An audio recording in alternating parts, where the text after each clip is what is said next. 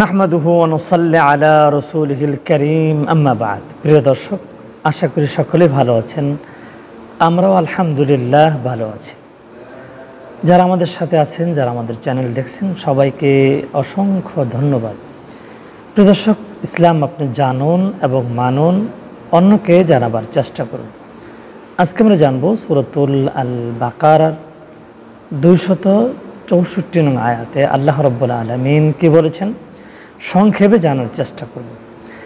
প্রিয় দর্শক, আমাদের মধ্যে, সমাজের মধ্যে অনেকে আছেন, আমরা অন্যকে দান করি, সাহায্য করি, উপকার করি, পরে আবার সেটাকে আমরা মানুষের কাছে বলে বেড়াই। এর দ্বারা আমাদের যে সওয়াব পাওয়ার কথা থাকে সেটা আমরা পরবর্তীতে সেই সওয়াব থেকে বঞ্চিত হই।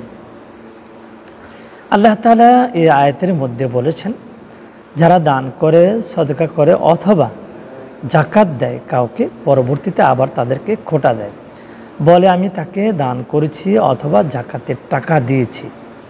প্রিয় দর্শক, আল্লাহ রাব্বুল আলামিন উদাহরণ দিলেন, কেউ যদি কাউকে দান করে, সাহায্য করে, উপকার করার পরে তাকে আবার বলে তোমাকে এই কাজটি আমি করে দিয়েছি, এই সুযোগটা আমি তোমাকে করে দিয়েছি, আল্লাহ রাব্বুল আলামিন বলেন তারা এমনটি করলো যেমন কোনো পাথরের মধ্যে, শক্ত জায়গায় অথবা পাথরের মধ্যে কিছু মাটি রাখা হয়েছে, আর হঠাৎ করে বৃষ্টি এসে সেই মাটিকে ধুয়ে ফেলল।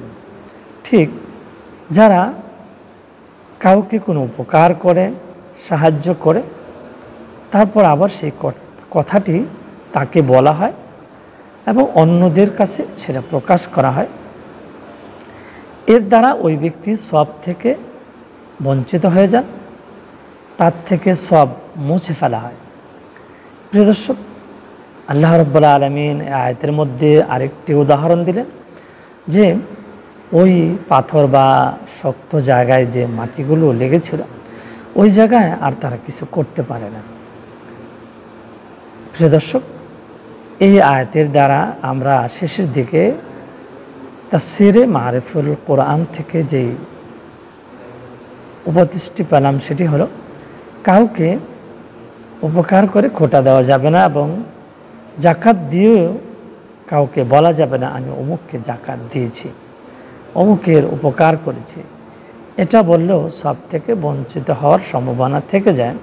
তাই আমরা কাউকে দান করে খোটা তো দিবই না, কাউকে বলারও চেষ্টা করব না। প্রিয় দর্শক, এই কাজটি আমরা অনেকেই করে থাকি। দান করার পরবর্তীতে আবার যখন তার সাথে কোনো বিষয়ে হয়তো তর্ক বিতর্ক, অন্য কোনো বিষয় নিয়ে তার সাথে একটু কথা কাটাকাটি হয়ে যায়, তখন আমরা পিছনের কথাগুলো বলে দিয়ে আমি তোকে সাহায্য করেছিলাম, তোকে উপকার করেছি, এভাবে আমরা বলে থাকি। প্রিয় দর্শক, তাহলে আজকের সংক্ষিপ্ত আলোচনা থেকে আমরা বুঝতে পারলাম সূরাতুল আল বাকারার 264 নং আয়াতে আল্লাহ তাআলা বলেছেন, তোমরা দান করে কাউকে খোটা দিবে না, অর্থাৎ পেছনে তাকে বলবে না আমি তোমাকে দান করেছি, আমি তোমাকে সাহায্য করেছি, আমি তোমাকে উপকার করেছি, এগুলো বলার কোনো প্রয়োজন নেই। যদি না বলে তাহলে আল্লাহ রাব্বুল আলামিন এই দানের সওয়াব বর্ধিত করে দেন, বাড়ায় দেন। প্রিয় দর্শক, তাই আমরা দান করে কাউকে খোটা দেব না, বলবো না, পেছনে বলবো না, কাউকেও বলবো না।